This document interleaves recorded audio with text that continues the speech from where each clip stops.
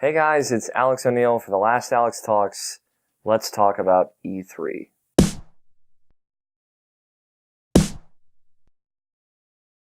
So this is Alex Talks, where I sit here as Alex, the only Alex, as far as I'm concerned, and talk about video games, usually in some kind of like fun capacity. And you guys watch it and you enjoy it. So this is the last Alex Talks of this season, I'll say. I don't know what I'll call them seasons because, like, what else am I going to call them? I did a huge group of episodes last year, and then I did a bunch of these starting back in February. I think it was February. It might have been after that. But I've been very inconsistent recently just because I've been very busy.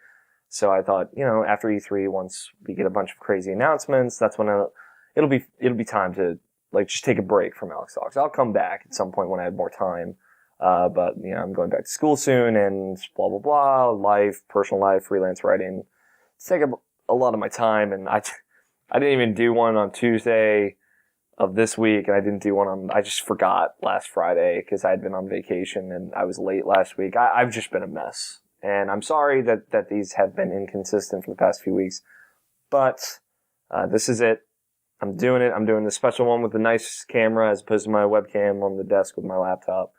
And yeah, this is the last Alex Talks. I'm going to just talk about some things that I saw sitting here comfortably at home at E3 that I've been very excited about. I've been just reading previews constantly, watching as much video as I can, watching Giant Bomb post-day shows, and just keeping up with people on Twitter and just being insanely jealous of everyone. I've never been to E3 for those curious. I'm a youngin'. I'm still 21. I don't live in California. I live on the East Coast, and I'm working my way up. One day I will go to E3, and that'll be a day to remember. I'll tell you what. But it wasn't this year, and knowing as many people in the industry as I do now, I miss them sorely, and I would like to go to E3. So it's coming, guys. I can feel it. Maybe next year, 2015 will be the year of Alex O'Neill at E3. But sitting here at home, hanging out with my friends, my best friends, the people I podcast with, you can go watch those videos on Twitch TV. I'm trying to archive them in some way where you can basically get our live reactions to the streams on Twitch. And you can, I'm going to try and archive all of our post-show kind of like talking about what we just saw from each press conference. And then we did a Google Hangout to kind of discuss Nintendo, and I talked with some of the writers in that Hangout and just kind of got what the writers thought of it. And the writers have some reactionary pieces going up next week, just kind of talking about what they're excited about, what they're jazzed about from E3, and I might have a couple of things in the works too. So anyway, what I saw, I'll break it down for you. That these are the things I'm most excited about. I was going to prepare like a numbered list, but I'll just wing it. That's the spirit of Alex Talks, is just whatever. We'll see what happens. So first things first, Smash Brothers. I am a huge Smash Brothers fan. Back before Irrational Passions. I haven't actually really talked about this ever with anyone. My kind of desire to start a website and run a website was coming through, I created an iWeb website. And if you know what iWeb is, if you have a Mac, it's basically like this fucking horrible web generating client where you just place pictures in text boxes and publish it to the internet, and for some odd reason that's allowed. I made like an iWeb website just kind of talking about the Smash Brothers Brawl announcements every week when they were doing the daily updates on the website. And yeah, I would like summarize every announcement at the end of the week and post something on that site, just kind of generally discussing it and what I thought and my analysis. So like Smash Brothers, I love Smash Brothers so much. It was what got me starting to listen to podcasts. The first podcast I ever listened to was Show Me Your News, which still goes on now. It's not a dedicated Smash Brothers podcast anymore. But yeah, when Brawl, like the hype was so huge for me, it made me want to start a website. It made me want to be a part of a video gaming community and discuss people. I was joining forums. I was listening to podcasts. I was running that website that no one checked ever because it just posted the same pictures that they posted on SmashBros.com. But yeah, so like I have always loved Smash Brothers. It just gets my blood boiling. So the new Smash Brothers looks amazing. Just kind of seeing some 60 FPS video just captured off screen. But seeing that game running at 60, I don't think Brawl runs at 60. Wow. I can't confirm that. I don't think it does. Just pulling from my memory, I feel like I would remember if it did, but I have to go back and play it. But yeah, Smash Bros. U in 3DS. I haven't seen any of the 3DS stuff. It runs just beautifully, so smooth. They announced Pac-Man, who looks like silly and awesome. And yeah, I just like, I was expecting the Mii Fighter announcement, but they actually look cooler than, I thought they would just be dumb and boring, but they look cooler than I thought they would be, customizable and stuff. I was partially expecting Palutena, but I'm really excited. I loved that anime kind of build up. I'm probably the only person that did, because I love Kid Icarus Uprising, regardless of the motion problems. Like, I thought it controlled okay. It's just tiring. But I loved that game. I loved the writing of that game because it was so fucking funny. So kind of getting that banter in an ad, leading up to Palutena joining the fight was really cool. And seeing like Link beat the shit out of Pit was awesome. So afterwards I was like, hey, where's my Kid Icarus anime? Make it happen. I'll watch it. But yeah, Smash Brothers is kind of like at the top of my list. It always is, because I love Smash Brothers. It's kind of the first game that got me really wanting to write about games and critically analyze games. So yeah, maybe it'd be fun to go and write like a Smash Brothers Brawl review now and see how that game holds up in my heart. Cause it definitely wasn't as good as the hype, or at least my hype, I should say, but it was really good. Next, number 2, another Nintendo game. Nintendo had a great showing. I'll say, like, my general number 2 will be Nintendo kind of blew me away in that I thought I would just be disappointed with them, and they still didn't announce a Metroid game, which was really all I wanted. But like the new Zelda, the idea of it's really, really interesting. I'm kind of like holding out hope, but I'm very excited. Immediately when they kind of showed that vast world and Aonuma was like, hey, you can go to those mountains. I was like, fucking Skyrim. This is the open world Zelda game that I've always wanted. And the way he was talking about it kind of sounded like that. And the Splatoon looks really fun, and it's adorable. The Yoshi game is absolutely adorable. The Kirby Canvas Cruise sequel, Rainbow Cruise, looks really cool. But yeah, one Nintendo game that they kind of stealth announced, because they didn't really talk about 3DS stuff during their Direct, was Fantasy Life, which I've never heard of this game up to this point, but now, like, it is literally all I can think about day and night. It's basically, you kind of create a custom character and then pick a life for him, which will be like, any of these, like, warrior classes or these gatherer classes or these, like, crafting classes.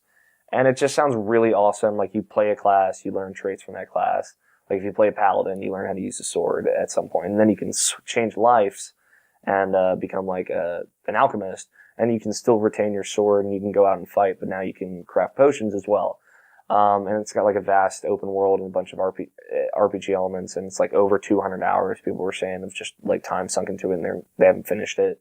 It just sounds like something I'll really enjoy. It's kind of got the look of Animal Crossing, it's got multiplayer like Animal Crossing, but it's actually a video game instead of like a boring simulator kind of. As much as I love Animal Crossing, but it is, you can only play that game for so long, as far as I'm concerned. Like, if you have all the money in the world in Animal Crossing, like, what the fuck are you playing it for? At some point. There is an allure to it of just, talking to your villagers and goofing off and whatnot, but this is like an RPG, an action RPG that's like top-down like Zelda. So it's something that I'm really excited about. And that comes out in October. I'm like, oh, wow, a game that actually comes out this year. Which leads me to my number 3 point. Everything is coming out next year. Nintendo even reinforced the idea that, hey, guess what, guys? 2015 is going to be real good for video games. 2015 is lining up like my 2008. In my opinion, 2008 was the best year for video games of the PS3, 360, Wii life cycle. A lot of people say 2007 is, and 2007 is great, but for me, like, 2007 was great for Nintendo. But like 2008 had Gears of War 2, BioShock came to the PS3, which I got on PS3, and then I bought a 360 for Gears of War 2, and it just had Fallout 3 specifically. That's just threw me over the edge, consumed my life. But yeah, 2015 looks really fucking awesome. It's got Bloodborne, which is a new like Souls-style game, which I'm super excited about. I wish they could talk about it more. It's got like Zelda, this new Zelda, possibly Final Fantasy 15. Although I'm not holding my breath on that one. In fact, I would almost bet money that it's coming out. That's coming out in 2016. But like half of the things announced that EA announced and Ubisoft announced, it's just like, hey, that's all 2015. 2014 is still busy though. There's a lot of games in this year that I'm still excited about. A few other things that I saw that like Far Cry 4 looks pretty good. I was surprised at how much I was into Far Cry 3. It was an open world game that I got into, which is difficult, but Ubisoft seems to know how to do that because I'm enjoying Watch Dogs. I'm enjoying the open world aspect to it as well. But stuff like GTA 5, just like, it's boring. I don't care about any of this other side bullshit or these stupid side characters or any of the characters in general. And I played through the whole story of it. Thought the ending was really good. It was the best part about the story, and then I stopped playing it. And the fact that they give you like a choice of 3 things in GTA 5 is just stupid because there's only one option. Like, let's be real here. But yeah, like Ubisoft continues to show open world games that look good, and Far Cry 4 looks like one of them. Very pretty. Excited to see how that runs on like PS4 and Xbox One. Let's see. A few other things. I mentioned earlier Bloodborne. Bloodborne sounds awesome. I can't see what it looks like. I mean, there's that leaked footage, but when it was Project Beast. But the idea of it's really cool. A Souls game that moves faster, no shields. You get guns, stun enemies. You're fighting off multiple enemies at once. There's no roll. You're like dashing around enemies instead, and you can have like by stunning an enemy with your shotgun, you can get in close and do like basically a front backstab or a front stab, I guess. And like just do massive damage to a stunned enemy. Kind of like parrying, but like they fucking made parrying impossible in Dark Souls 2, so, yeah. One that I'm actually really excited for, that just kind of renewed excitement, Dragon Age 3 looks fucking awesome. I really like Dragon Age 2. I haven't really touched Dragon Age Origins because the way it plays is very much not exactly to my liking, but I love that world and I love those characters and I want to see more of it. But, maybe I will go back to Dragon Age Origins at some point, but I gotta work my way up to it. Other than that, yeah, it's just like, everyone had a good showing. I was surprised that Nintendo, like, their Direct, they spent pretty much talking about Wii U games only.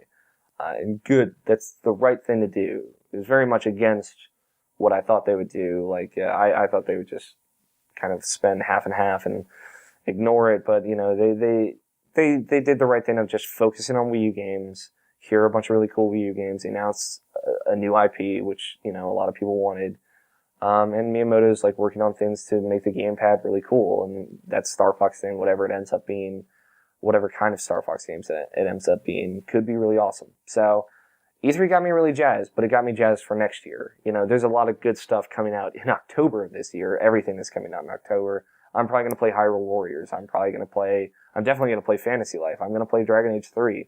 Assassin's Creed Unity actually looks awesome. They're pulling me back in. I don't know how they're doing it, but there seems to be enough good things coming out this year to tide me over until February next year, when literally that's right off the bat, shit hits the fan. The Order comes out, Witcher comes out. I don't have a life. I don't have money. And then we'll see what happens from there. But it was a good E3. It's over now, and I'm sad that I couldn't go. But, it's exciting. It got me excited because it seems like right off the bat, a lot of these developers really know what they're doing with these new consoles. And it sounds like, with like the new Mass Effect in works, Star Wars Battlefront, things that EA was teasing because EA doesn't have any video games. And just like a bunch of other teases that are out there, like Zelda and whatnot, that these, the big three are doing what they gotta do. Microsoft had a lot of really cool stuff that they were showing. Sunset Overdrive looks great. They had an indie highlight reel that got me super jazzed to own an Xbox One. So, I'm excited. It was a lot of unexpected things. Nintendo spending all their time on Wii U. Microsoft spending zero time on anything but games. Literally all games. Sony being the one with the big fuck up and having like this 10 minutes of talking about this Powers series that was just so boring. But luckily Kingpin was there, so that was cool. But yeah, I've been playing the Destiny Alpha. I've been playing Hardline Beta. I've been playing a lot of stuff. I've got a lot to write now. And even though Alex Talks is ending, that doesn't mean I'm not going to be, doing the podcast every week. If you want to see more of me and see me talking about video games, Irrational Passions podcast. Every Friday we record. Every Tuesday we post the show in audio form. I'll be writing. Hopefully you'll be seeing my writing all over the internet on bigger websites and stuff like that as my freelance work expands. I haven't been published yet, but I'm still working at it. So yeah, I'm excited to see what comes next. And I'm sure Alex Talks will be back before we know it. And this has been a fantastic few months of doing this as a weekly project, of doing 2 episodes a week. It's been exhausting, but so rewarding. Thank you all so much for watching. Everyone who's watched this, and I've had like consistent viewers and it's consistent feedback, people tweeting me stuff. Thank you all so much. I really, really appreciate it. You just sitting here and dealing with my bullshit for like 15 minutes twice a week. That's really cool. So if you want to keep doing that, I just have my bullshit in other places, like on irrationalpassions.com, either in the podcast or in review form. I put most of my reviews go up there. And hopefully in opinion pieces and articles and features you'll see all over the internet. But yeah, thank you guys so much for watching. Follow me on Twitter if you don't already, and you can keep talking to me as much as you want because I love talking to you guys. But other than that, Alex Talks will be back soon, someday. Maybe before the end of the year, maybe early next year. I don't want to make too many promises, but we'll see what happens. But with that, this has been Alex Talks, and thank you guys so much for watching. I love you guys, and until next time.